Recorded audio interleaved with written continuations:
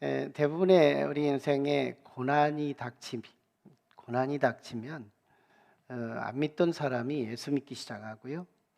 같은 예수를 믿는 사람이라도 내게 고난이 오면 신앙이 더 좋아집니다. 참 신기하죠. 열이면 많은 사람들이 고난이 올 때 훨씬 더 신앙이 더 정금처럼 빛나고 더 성장하고 성숙하는 모습을 보게 돼요. 참 신기한 것은 우리가 기도해서 기도 응답을 받거나 목표가 달성이 되거나 나름 성공을 했다고 했을 때 어쩌면 믿음이 더 퇴보할까요? 왜 이전보다 믿음이 안 좋아질까요? 그게 어쩌다 하나 있을까 말까 한 사건인 것 같지만 보편적인 사람, 일반적인 사람들은 대부분 정상의 자리에서 안주하고 믿음은 더 퇴보하는 통계를 볼 수 있습니다. 자, 그렇지만 오늘 본문은 비범한 한 사람, 우리 에베소를 부흥운동을 일으키고 성시화를 이뤘던 사도 바울은 대성공의 위치에서 정말 에베소를 엄청난 부흥을 일으켰잖아요. 그런 그 자리에서 하나님의 뜻을 붙들고 십자가의 길, 로마의 한 중심부를 향해서 비전을 선포하는 멋진 바울의 비범한 선포의 메시지가 오늘 본문에 소개됩니다. 실제 바울은 에베소 사역을 3년 동안 했는데 결국은 20절을 결론냈습니다. 말씀이 흥왕하여, 말씀이 힘이 있어 흥왕하여 그것이 아주 세력이 이루어졌다고까지 말씀합니다. 말씀이 흥왕했어요. 말씀이 충만한 거예요. 성령으로 말씀이 입력이 된 겁니다. 그러니까 말씀이 미약하면 듣고 마는 그리스도인이 되지만 말씀이 충만해서 빵빵해지면 눈으로, 입으로, 손으로, 발로, 움직임으로 말씀이 빠져나가는 거예요. 막 터져나가는 거예요.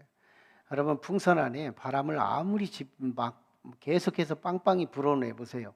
그 바람 언젠가 빵 밖으로 터져 나가게 돼 있죠. 그런 것처럼 우리의 신앙이 말씀으로 흥왕되면 삶으로 변화가 일어나더라는 겁니다. 자, 그럼 그쯤 되면 에베소에서 바울은 대형 목회, 정말 슈퍼처치 담임 목사로 롤루랄라 하며 에베소 시민들로 존경받고 멋진 목회자의 모습으로 많은 사람들에게 귀감을 누리며 목회할 수 있었어요. 근데 바울은 거기서 안주하지 않습니다. 그가 21절에서 이렇게 비전을 선포합니다. 나는 마케도냐 그리고 아가야를 지나서 예루살렘에도 들리고 그 이후에는 로마도 보아야 하리라. 얼마나 그 비전을 선포합니다. 에베소에 머무르면 존경받는 목회자가 될 수 있었어요. 그런데 그걸 피하고 하나님께서 내게 불편하지만 십자가의 길, 복음화의 길, 불모지의 길, 로마는 그때 당시 땅 끝이라고도 하고 지구의 중심이라고도 했습니다. 로마의 복음을 갖다 배달하면 저절로 동서남북으로 복음이 배달돼서 전 지구가 복음화된다는 이 꿈을 가지고 바울은 그 비전을 선포했던 거죠. 자, 그런데 참 신기하게도 이 비전을 선포하자마자 바로 즉발된 이 폭동 사건 하나가 일어납니다. 에베소에 있던 데메드리오라는 그 한 사람이 있는데 데메드리오라는 사람이 은장색, 은을 가지고 조각품을 만들어서 판매하는 그런 사업자였어요. 그 은을 가지고 그때 당시 그 아데미 신전, 아데미 여신을 숭배하는 신전인데 우리 국회의사당 같은 이미지입니다. 엄청나게 큰 신당인데 이 아데미 신전을 축소화해서 장난감처럼 만들어 가지고 각 가정에다가 이렇게 모시고 거기다 절하고 거기다 숭배하고 거기다 제사하고 가족신처럼 이렇게 숭배하는 우상 숭배를 하게 만드는 데메드리오 사업자가 있었어요. 자, 그런데 어느 날 바울이 와서 복음을 전하게 되자 사람들이 이 신상을 안 사가는 거예요. 그것 때문에 풍부했고 그것 때문에 지갑이 빵빵해졌는데, 바울이 와서 복음을 전하면서 사람이 만든 것은 신일 수 없다고, 그건 오직 우상일 뿐이라고 말씀을 하자 그게 먹힌 거예요, 에베소 시민들에게.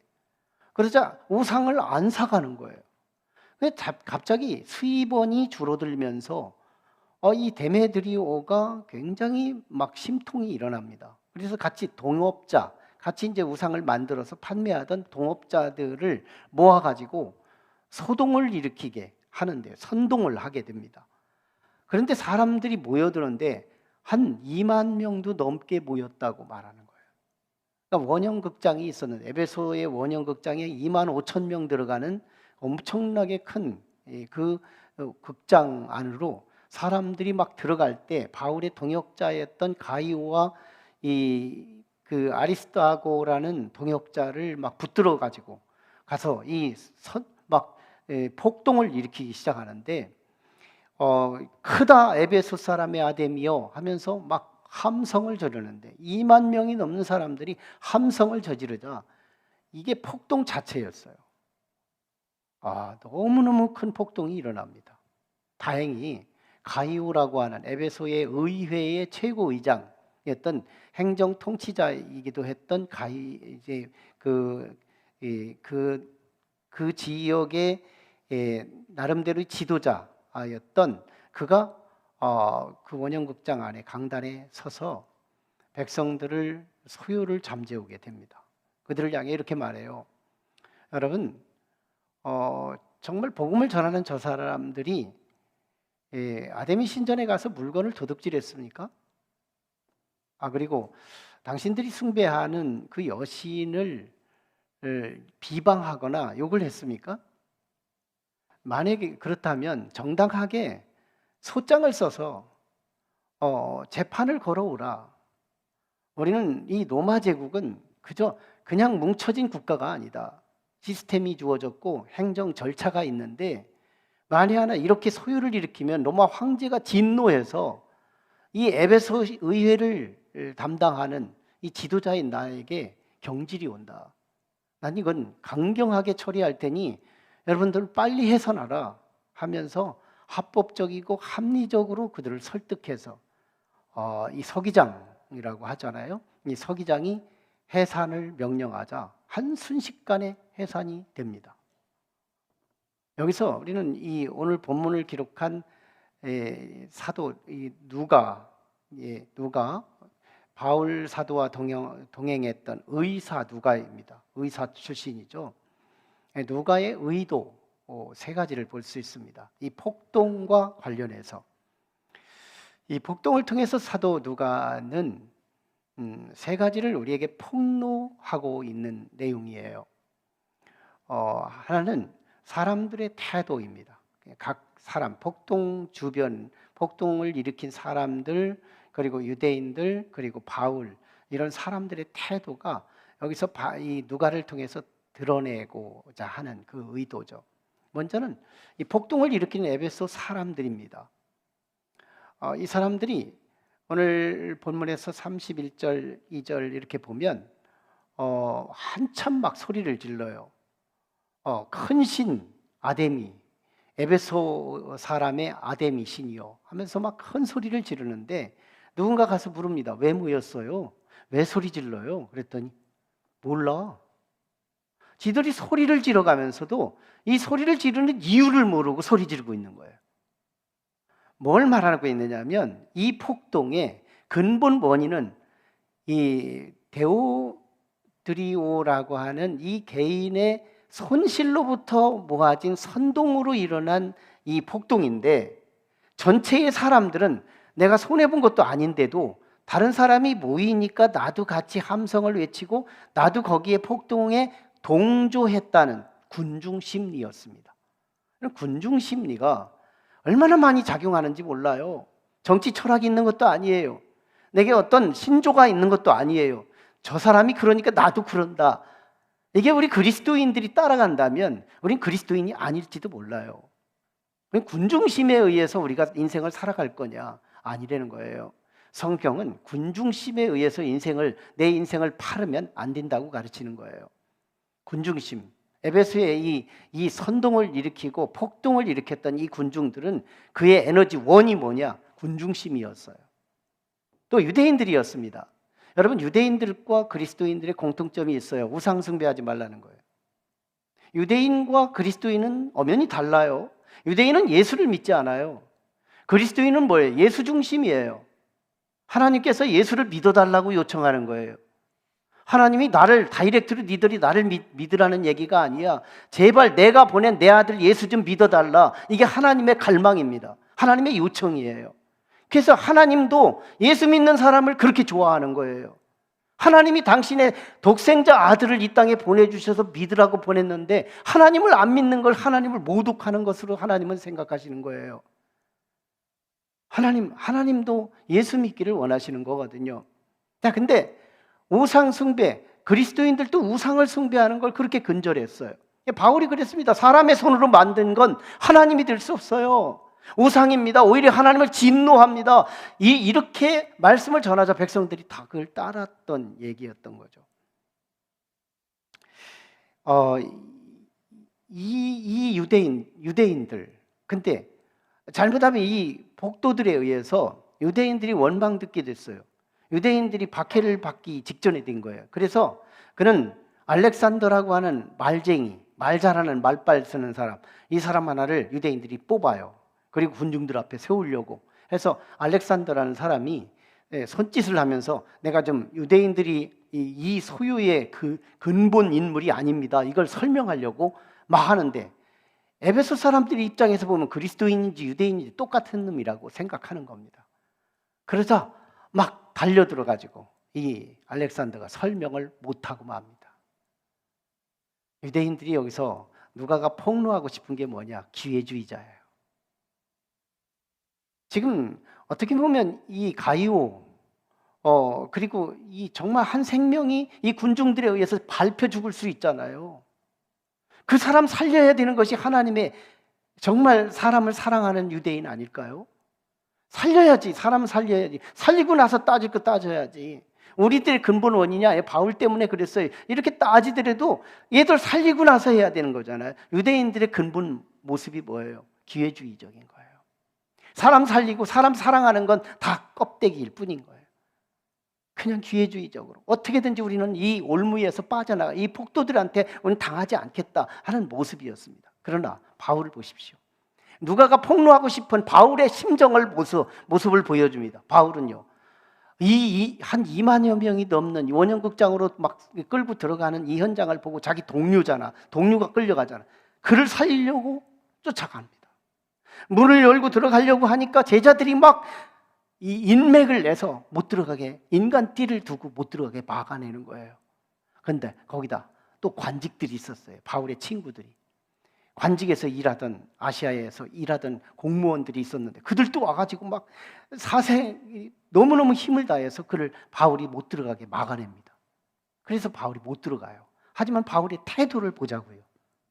예수께서 자기는 이스라엘의 왕으로 군림할 수 있는 그 시점에 인류의 구원도 보아야 하리라 하는 그 심정을 가지고 그리스도께서 십자가의 길을 가신 예수님을 누가 닮아 있어요? 바울이 닮아 있습니다. 자신의 가이오, 아리스타고, 이 동료, 이들 살리려고 그 사지로, 그 군중 속으로 자기도 밟혀 죽을 수 있다는 생각 때문에 들어가려고 해요. 바울의 태도는 십자가의 길을 자원해서 갑니다. 근데요, 그보다 더 중요한 것, 누가가 지금 뜨끈뜨끈한 가슴을 가지고 우리에게 폭로하고 싶은 말 하나가 더 있습니다. 바울은 굳이 자기가 끝까지 고집해가며 그 군중들 틈에 들어가서 압사되거나 심판을 당해 죽는 그게 하나님의 뜻이 아니라 가이오, 아리스타고 군중들에게 끌려 들어갔지만 이들의 생명은 하나님이 지켜야 사는 거지 내가 들어가서 내가 구한다고 얘들이 사는 게 아니라는 걸 바울은 알게 됩니다. 그러면서 동시에 바울은 이제 그 하나님의 뜻을, 이 폭도를 통해서 하나님의 뜻을 캐치하게 되는 거예요. 아, 나는 에베소에서 대형 목회하는 것이 하나님의 뜻이 아니고 이제 나는 하나님의 뜻을 따라 사명의 길을 가야 하는 것이 나의 길이구나. 그래서 그 원형극장 안으로 들어가지 않게 됩니다. 여러분, 누가는 또 하나를 우리에게 폭로하고 싶어요. 에베소 복음 사역은 대승리를 했다라고 하는 사인이 이 폭동을 통해 폭로합니다. 복음이 얼마나 강력했으면 2만여 명의 저항자들이 생겼냐는 거예요. 복음이 미약했으면 저항자가 없었을 수 있었어요. 그런데 복음이 너무너무 강력하니까 저항자들이 생겼다는 거예요. 무슨 말인 거예요? 이 폭동은 바울의 복음의 대성공을 네거티브하게 입증한 거예요. 증명한 거예요. 승리한 거라는 겁니다.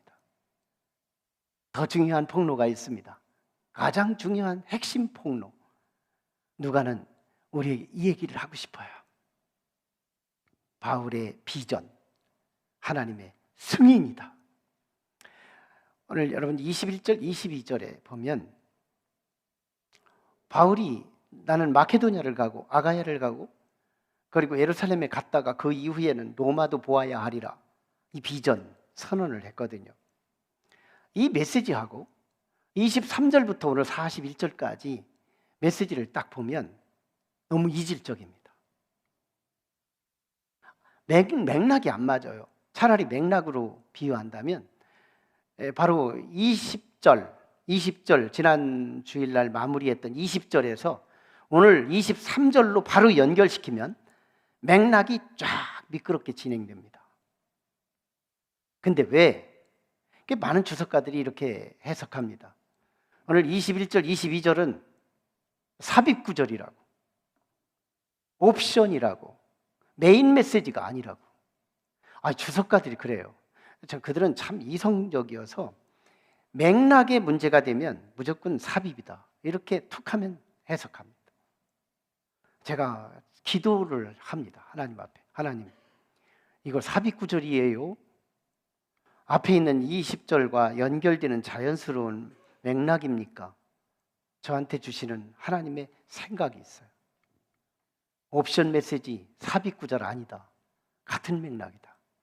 여러분, 여기서 우리는 바울의 동선을 연구할 필요가 있는데 바울은 언제나 하나님의 뜻을 알고 이동합니다.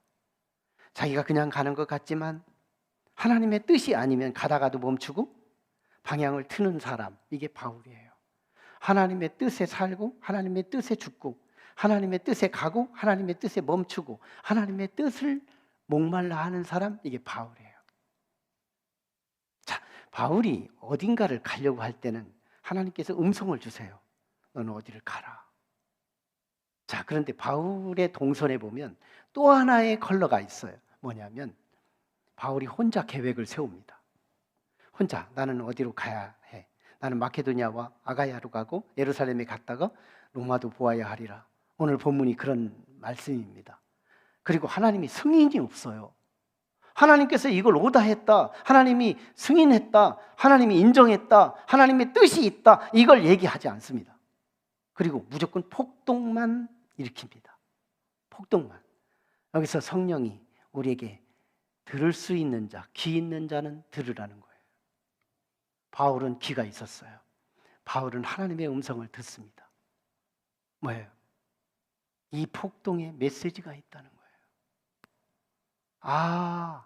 나 여기서 안주하지 말라. 에베소에서 대형 목회하지 말라. 여기를 빨리 떠나라. 마케도냐 가고 아가야 가고 네가 로마도 가서 보아야 하리라. 오케이, 나의 승인이다. 그건 하나님의 뜻이다. 내 뜻이다. 내 뜻대로 네가 간다면 거기에서 복음운동, 하나님의 킹덤 빌더의 사역은 대성공을 여기서 이룬 것처럼 거기서도 이루리라. 그걸 우리 주님 보여주신 거예요. 바울은 그 소리를 들은 거예요. 여러분, 성경의 사람들은 고난 속에서 메시지를 듣습니다. 여러분 신앙생활하면서 하나님께서 그때그때마다 내게 말씀을 주셔서 말씀 따라 살아가는 사람이 얼마나 될까요? 하나님께서 동쪽으로 가라, 서쪽으로 가라, 남쪽으로 가라, 북쪽으로 가라, 그래서 가는 사람이 얼마나 될까요? 대부분이요, 고난의 메시지를 듣고 사람들이 동선을 움직여요. 교회 처음 오는 사람들 보면 뭔가의 고통이 있어요. 자기만의 속사정이 있어요. 그거 해결하려고 교회에 왔다 신자되는 거예요. 어떤 권사님이 너무너무 고통 속에 있는 거예요. 그래서 혼자 기도하게 내버려 뒀더니 혼자 방향키를 잡았어요. 고난의 메시지를 붙잡은 거예요. 성경의 맥락은 이 맥락으로 가득히 채우고 있습니다. 욥의 고난을 아시나요? 욥은 고난을 통해서 그리스도의 성품을 닮아갑니다. 갑절의 축복의 주인공이 되는 거예요. 요셉을 보셨나요? 사무엘로부터 왕이 된다는 비전의 기름 부음을 받고 난 이후에 애매한 고통들이, 고난들이 자기를 찾아옵니다. 형들이 미워하고 모함을 당해서 감옥을 가게 하고 모진 고통을 요셉은 당하며 살아가요. 그 속에서 변질되지 않아요.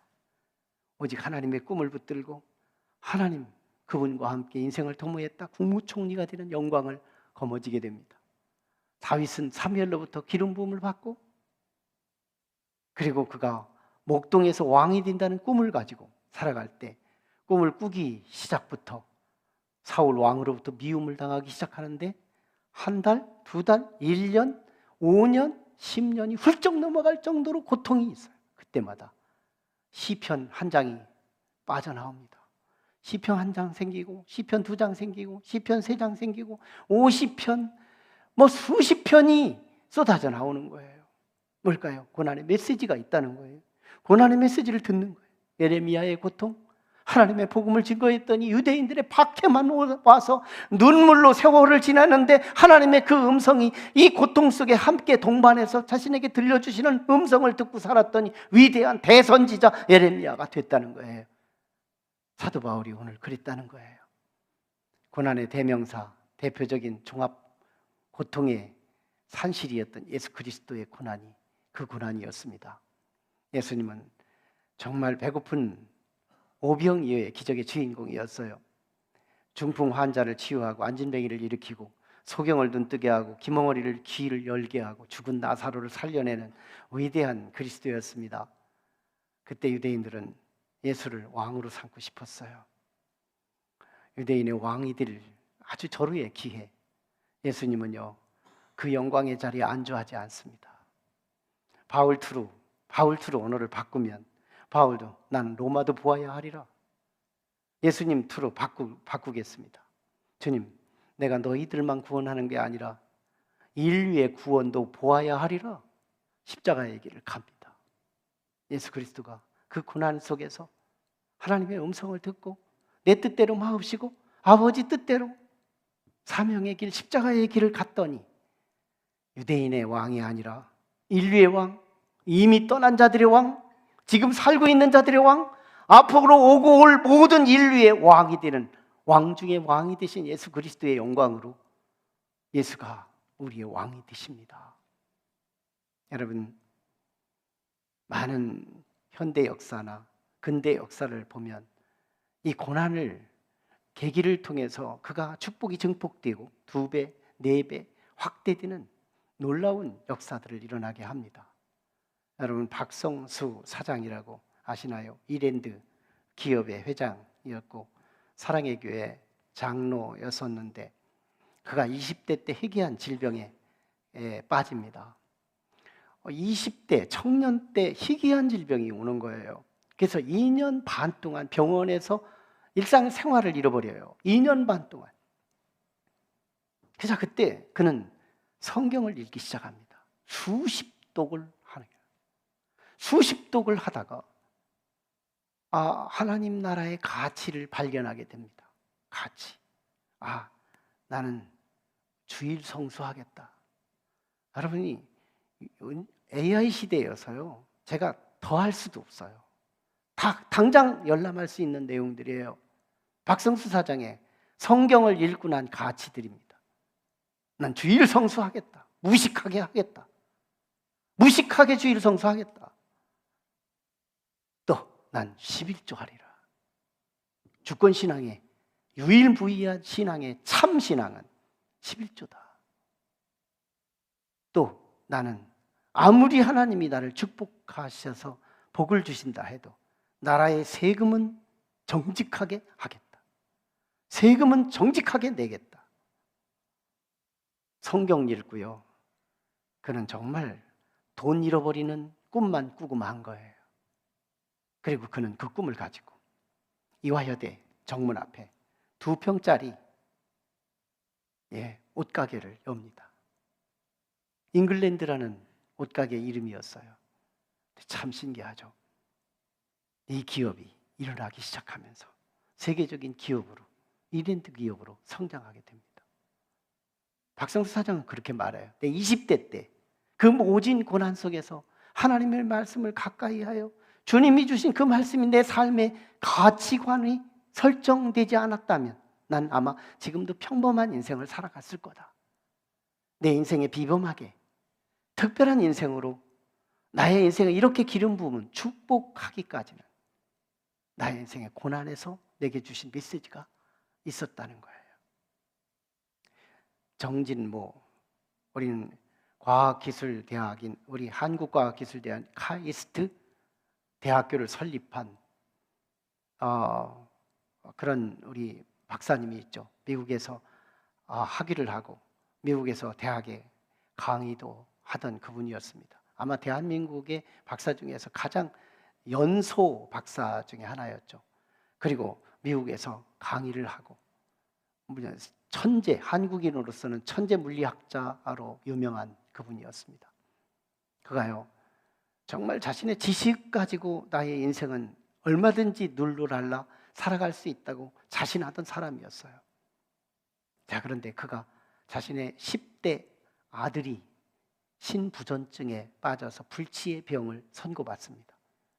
그 아들을 향하여 자신의 사회적 지위, 자신의 지적 지식, 이걸 가지고 자신의 아들의 이 신부전증, 콩팥이 썩어서 계속 피를 인위적으로 바꿔줘야, 한 주에도 3번씩 피를 바꿔줘야 살 수 있는 10대 아들.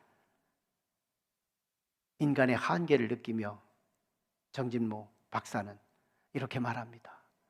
나의 인생의 지적 교만, 피브리스, 그것이 나의 인생의 정체성이었다고. 하나님은 내 아들을 그 엄청난 고통을 나에게 안겨주시며 내게 메시지를 주시는 유일한 메시지는 넌 겸손해라. 네가 가지고 있는 모든 지식은 섬김을 위한 지식이지 굴림을 위한 지식이 아니다. 그러면서 그는 교만을 빼집어 내게 됩니다. 자신의 모든 모진 고통 속에서 교만이 다 쏟아져 부어져 나와요. 여러분, C.S. 루이스라고 하는 영국의 기독교 변론가, 평신도 지도자, 수십 권의 책을 쓰면서 우리 세계적인 그리스도인들에게 고난의 메시지를 전합니다. 저는요, 이렇게 말합니다. 고난은 우리에게 일그러진 인생을 망가지게 만드는 요인이 아니라 모든 사람들이 하나님의 음성을 듣게 하는 확성기 메가폰이다. 이렇게 말합니다. 그러면서 이 고난 때문에 자판기 같은 하나님, 내가 버튼 하나 누르면 아메리카 먹을 수 있고 라떼 먹을 수 있고 내가 자판만 누르면 하나님께서 단박단박 이렇게 내게 응답해 주시는 그런 하나님, 그런 하나님이 내 속에서 빠져나가고, 하나님은 무서우신 하나님, 그러면서도 너무너무 좋으신 하나님, 경외할 수 있는 그 하나님으로 새롭게 내 속에 빚어지는 그 하나님으로 신관을 바꿔주시는 고난이 아니었으면 우리는 기복신앙으로 전락되고 말았을 텐데, 하나님은 내가 뭔가를 얻고자 하는 기득권을 회복시키는 그런 하나님이 아니라 하나님은 정말 두려운 분, 그러면서도 나를 나보다 더 사랑하시는 그 하나님, 그분으로 다시 세팅시키는 역할을 누가 한다? 고난이 한다는 거예요. 고난은 메시지를 동반한대요. 고난 없이는 우리는 하나님 좋은 말 할 때 하나님의 음성이 들리지 않다가 내게 크고 작은 문제가 내게 다가왔을 때 그 고난 속에서 하나님은 내게 말씀하시기를 원하신대요. 하나님은 말씀하십니다. 여러분의 고통 속에 하나님이 여러분에게 말씀하시는 고유한 그 음성이 들리는지요?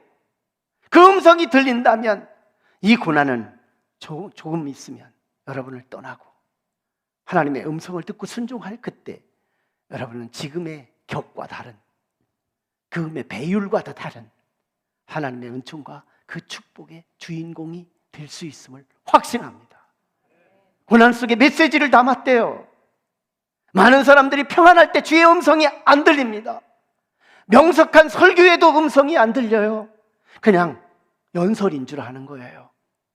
그때 하나님은 애매히 당하는 고통, 의인은 고난이 많으나 그 모든 환난에서 구원하리라고 하는 약속이 오늘 우리 속에서 이루어진다는 거예요. 아마 다 보면 괜찮은 것 같지만 다 속사정들이 있어요. 어떤 사람은 배가 아프고, 어떤 사람은 머리가 아프고, 어떤 사람은 팔이 아프고, 어떤 사람은 손가락이 아프고, 갖가지 고통들을 다 가지고 있어요. 여러분에게 주님은 말씀하시기를 원하십니다. 그 음성이 뭘까요?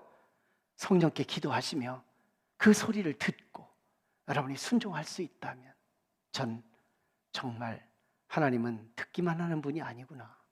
하나님은 정말 사람들이 왜 거품 물고 그 하나님을 왜 자랑하고 그 하나님을 왜 간증하는지 나 이제 알리라. 이 간증이 저와 여러분에게 함께 할 줄로 믿습니다. 열린 모임이 시작됐습니다. 열린 모임이 닫혔을 때는 이제 무너진 내 왕국, 나를 중심으로 우리의 가정과 직장에서 하나님의 왕국을 세우는 일이지만 열린 모임이 선포되면 이제는요, 나 때문에 예수 믿는 자를 만들어내는 거예요. 그리스도와 나 사이에 예수님을 모퉁이 돌로 삼고 누군가 믿는 자를 세워서 하나님의 왕국을 시간과 공간 속에 만들어내는 역할, 영적인 농번기가 시작됐습니다. 이제는 여러분의 방언을 통해서 사랑의 언어를 늘 행하시기 바라고, 그리고 우리의 주변에 12주 순수한 마음 가지고 한번 12주 동안 제 말에 속아서 한번 따라 보실래요? 여러분, 순수한 마음 가지고 정말 이제는 나 때문에 누군가 예수 믿었어. 나 때문에 예수 믿은 사람 몇 명 있어. 어떤 사람은 전도 수첩을 가지고 가기도 해요. 나 몇 명 전도해서, 어떤 사람은 12명을 목표해서 전도 수첩에 적기를 결심합니다. 나 때문에 예수 믿은 사람 하나도 없다. 부끄러운 그리스도인 아닐까요? 열린 모임이 시작됐어요. 우리는 이제 킹덤 빌더로 나가야 합니다. 저와 여러분에게 어떤 고난 속에 매몰되지 말고 고난의 메시지를 들어가며 내게 닥쳐온 이 고난을 그치는 이유는 사명이 시작될 때 그친다는 거예요.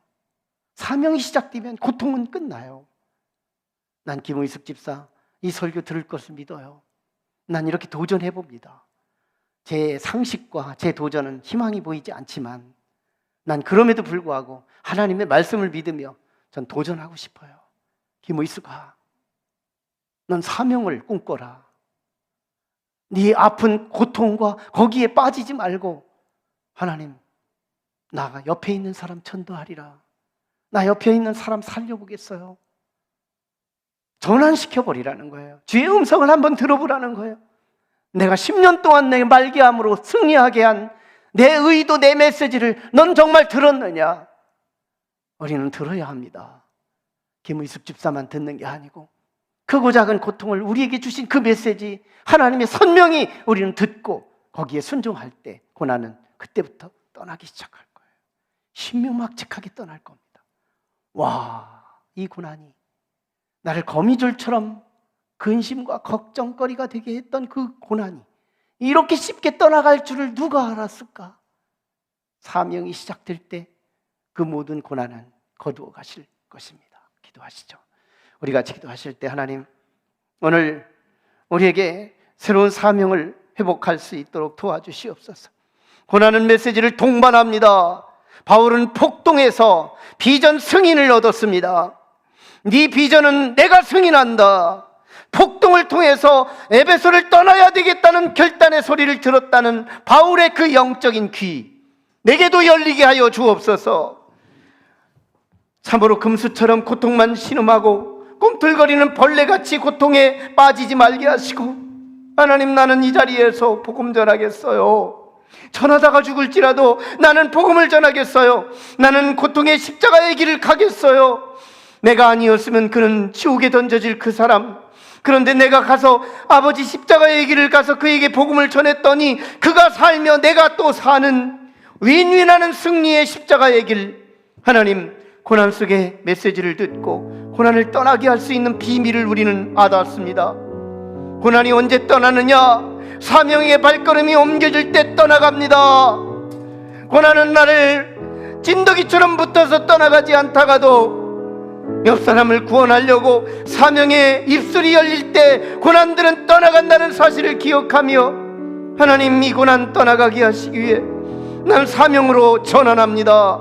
마케도냐로, 아가야로, 예루살렘으로, 로마도 모아야 하리라. 바울의 이 선한, 우리가 이 음성을 듣고도, 이 보배로운 음성을 듣고도 우리가 간과하거나 귀를 막고 있다면 우리는 꿈틀거리는 버러지 같을지도 모릅니다. 하나님, 긍휼히 여겨주시옵소서. 고난을 물리칠 수 있는 지혜와 해안을 내게 허락하여 주시옵소서. 간절히 기도합니다. 걸어가신 아버지, 은혜를 감사합니다.